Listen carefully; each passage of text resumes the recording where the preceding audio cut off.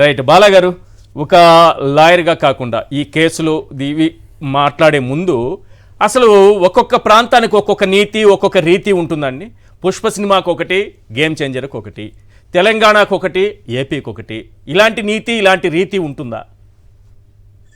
Good evening Eshwar గారు. నేను చెప్దాం అనుకున్నా కానీ మీరే చెప్పేశారు.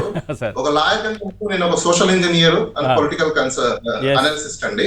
అయితే ఒక సోషల్ ఇంజనీర్ గా మాట్లాడతారు ఇక్కడ. సార్, రాజ్యాంగము ఎక్కడైనా భారతదేశంలో బిఎన్ఎస్ ఒకటే, బిఎన్ఎస్ఎస్ ఒకటే, బిఎస్సి ఒకటే, అంటే ఐపీసీ, సిఆర్పిసి, సిపిసి, రైట్. ఎక్కడైనా ఒక వ్యక్తి వల్ల ఒక వ్యక్తి చనిపోతే అబెట్మెంట్ అంటారు, అబెట్మెంట్ ఆఫ్ సూసైడ్ అందరికి తెలిసిందే. దీనికి ఒక చిన్న ఎగ్జాంపుల్ చెప్తాను సార్ మీకు. ఎక్కువగా డొమెస్టిక్ లైఫ్ లో జరుగుతుంటాయి. ఇంట్లో అత్త మామలు వేధించారని చెప్పేసి అని, ఒక ఆడపిల్ల కట్నం తీసుకురాలేదని చెప్పేసి అని, డబ్బుల కోసం అని చెప్పేసి అని సూసైడ్ చేసేసుకుంటే మొత్తం అందరం తీసుకెళ్లి లోపలేస్తారు. అసలు జరిగిందో లేదో తెలియదు. ఇంకోటి చెప్తాను, అప్పులు ఇచ్చిన వాళ్ళు వేధిస్తున్నారని చెప్పేసి అని, అప్పులు తిరిగి కట్టమన్నారని చెప్పేసి అని వాళ్ళ పేర్లు రాసేసి సూసైడ్ చేసుకుని చచ్చిపోతారు. అంటే వాళ్ళని అబెట్మెంట్ చేయడం, ప్రేరేపించడం, ఎంకరేజ్మెంట్ చేయడం.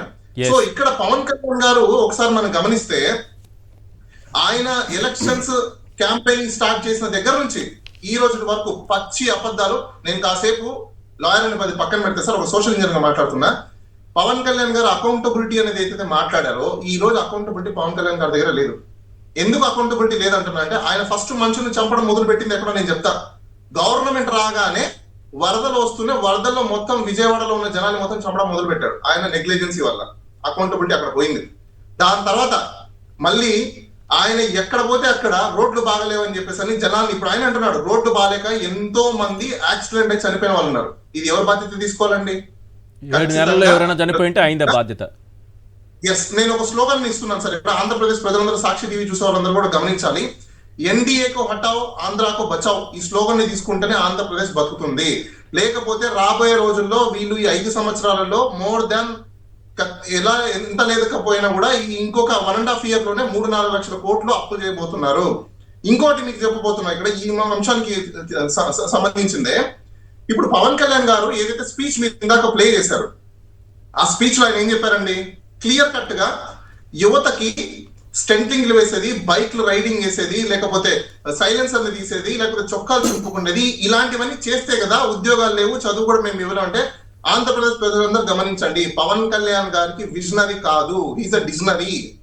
రాష్ట్రంలో మీకు కాన్స్టిట్యూషనల్ రైట్స్ ప్రొవైడ్ చేసిన విధంగా ఆయన ఏది కూడా నేను చెయ్యలేను అని ఇండైరెక్ట్లీ ఆయన చెప్తున్నాడు. అంటే డీసీఎం గా పవన్ కళ్యాణ్ గారు ఫెయిల్యూర్. నేను స్ట్రైట్ గా పవన్ కళ్యాణ్ ఒకటే క్వశ్చన్ వేస్తున్నాను సార్. పవన్ కళ్యాణ్ గారు, ఇందాక పాషా గారు కూడా చెప్పారు, మీ ఇంటికి సంబంధించిన మీరు ఏదైతే ఈ రోజు గేమ్ చేంజర్ లో గిఫ్ట్ ఇచ్చారో మీ మేనలుడికి, అదే మేనలుడు ఇసుక పడిందని చెప్పేసి హైదరాబాద్ లో రోడ్డు మీద బైక్ స్కిడ్ అయి పడిపోతే ఆ కంపెనీకి ₹1,00,000 ఫైన్ వేసిన మున్సిపాలిటీ, ఈ రోజు ఇదే ఆంధ్రప్రదేశ్ కి సంబంధించిన మున్సిపల్ కార్పొరేషన్ ఏదైతే మీరు మీటింగ్ పెట్టున్నారో వాళ్ళు ఎందుకు ఇప్పుడు దాకా మీ మీద కేసు పెట్టలేదు? దాని తర్వాత ఒక పిల్లవాడు ఏదైతే చనిపోయినాడో వాళ్ళ భవిష్యత్తు మొత్తం ఈ రోజు అంధకారంలోకి వెళ్ళిపోయిన తర్వాత ఎవరు రెస్పాన్సిబిలిటీ తీసుకోవాలి? ఆంధ్రప్రదేశ్ ప్రజలందరూ కూడా గమనించాల్సిన అంశం ఏంటంటే, ఈ రాజకీయ నాయకులు ఏదైతే ఉందో దీంట్లో పవన్ కళ్యాణ్ గారు చంద్రబాబు నాయుడు కంటే ఒక ఆకు ఎక్కువ చదివాడు. దేంట్లో ప్రజల్ని ఎలా మోసం చేయాలి, ఫ్యాన్స్ ని ఏ విధంగా సైకలాజికల్ డిజార్డర్స్ ని చేయాలి, వాళ్ళతో మనం ఏ విధంగా ఓట్లు వేయించుకోవాలి, వాళ్ళతో మనం ఏ విధంగా పని చేయించుకోవాలి, వాళ్ళని ఏ విధంగా మనము సర్వనాశనం చేయాలి. అంటే పవన్ కళ్యాణ్ గారు, ఎన్డీఏ ప్రభుత్వం ఈ రోజు ఒక కంకణం కట్టుకునింది ఏంటంటే, ఆంధ్ర రాష్ట్రం ఏదైతే ఉందో సౌత్ కి ఒక ఐకాన్ లాంటిది. ఆ ఐకానిక్ సౌత్ లో చాలా ఇంటెలిజెన్స్ వాళ్ళు యూత్ ఉన్నారు, వాళ్ళని ఏదో ఒక విధంగా నాశనం చేయాలని చెప్పేసి కంకణం కట్టుకొని పవన్ కళ్యాణ్ గారిని ఎలక్షన్స్ లోకి పంపించి ఈ రోజు మీ చేత పిచ్చి వాళ్ళని చేసి ఓట్లు వేయించి గెలిపించి ఎన్డీఏ ప్రభుత్వం మీ మీద ఆయన రుద్దుతున్న ఒక వెపన్ లాంటిది. నేను ఎందుకు ఈ విషయం చెప్తున్నానంటే, ఇప్పుడు ఈ అబ్బాయి చనిపోయారు సార్, ఈశ్వర్ గారు. ఇప్పుడు వీళ్ళ కుటుంబానికి ఎవరు ఆదుకోవాలి? అక్కడ నెగ్లిజెన్సీ బన్నీ మీద వేశారు. ఏంటి, బన్నీ చేతులు ఊపుకుంటూ వచ్చాడు, కారులో నిల్చుకొని రెక్కలు ఎగురుకుంటూ వచ్చాడు కాబట్టి పోలీసు వాళ్ళు కాపాడలేకపోయారు, అందుకోసమే బన్నీ వాళ్ళ మీద వేసన్నారు. ఓకే, అది మంచిది సార్, ఒప్పుకుందాం. ఇప్పుడు ఇక్కడ ఎవరు సార్ పర్మిషన్ ఇచ్చింది? ప్రస్తుతం ఉన్న గవర్నమెంట్. అలానే పోలీసు వాళ్ళు.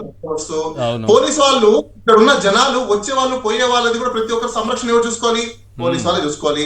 మరి అక్కడ రోడ్ ఏదైతే చూపిస్తున్నారో అంత కళ్ళకి, ఇందాక మన వెంకటరెడ్డి గారు కూడా అంటున్నారు కరెక్ట్. హాస్పిటల్ పేరు ఏదో ఒకసారి మళ్ళీ వాళ్ళకి రిపీట్ చేద్దాము, నాకైతే తెలియదు. అది లేకపోతే హైదరాబాద్ ఎల్వి ప్రసాద్ హాస్పిటల్ ఉంది సార్, ఇంకా చాలా మంచి ట్రీట్మెంట్ చేస్తారు.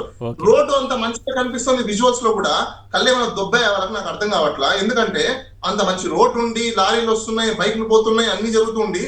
ఈయన చెప్పిన మాటల వల్ల ఈ రోజు పవన్ కళ్యాణ్ మాటలు విని వాళ్ళు సైకలాజికల్ గా ప్రేరేపితం అయ్యి బైక్ ను స్పీడ్ గా వెళ్లి ఈ రోజు యాక్సిడెంట్ జరగడం జరిగింది. ఎందుకోసం అలా చేశారు, ఎందుకు యాక్సిడెంట్ అయింది అంటే ఆ సినిమా ఫంక్షన్ కి వెళ్ళినప్పుడు, రిలీజ్ ఫంక్షన్ కి వెళ్ళినప్పుడు అక్కడ పవన్ కళ్యాణ్ గారు చెప్పిన మాటలు ఏవైతే ఉన్నాయో ఇన్స్పైర్ అయిపోయారు, ప్రేరేపితం అయిపోయారు, వాళ్ళ మైండ్ లో అదే తిరుగుతోంది.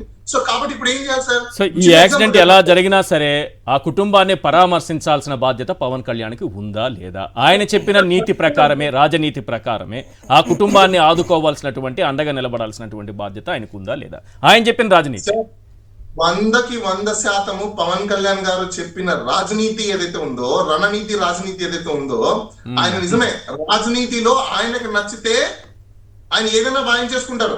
అదే నచ్చలేదు అనుకుంటే వేరే వాళ్ళ మీద వేస్తారు. ఇక్కడ బన్నీ నచ్చలేదు కాబట్టి బన్నీ తప్పు, బన్నీ అక్కడ చేసిన ప్రతి ఒక్క తప్పు. ఇక్కడ నచ్చిన అన్న కొడుకు, అదే కొడుకు, అదే నచ్చిన ఫంక్షన్. నేను ఇంకో చెప్తాను సార్, ఇక్కడ ఇవన్నీ పెడితే మానవతా దృక్పథం కదా మెయిన్.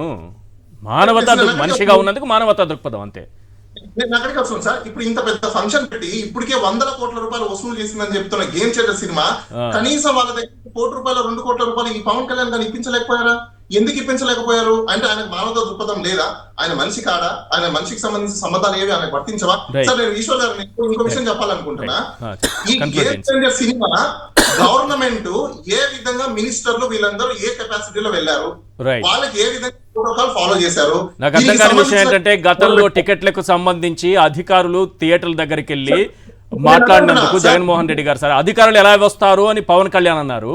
ఇప్పుడు గవర్నమెంటే వెళ్ళి ఈవెంట్స్ కి అరేంజ్మెంట్స్ చేస్తుంది.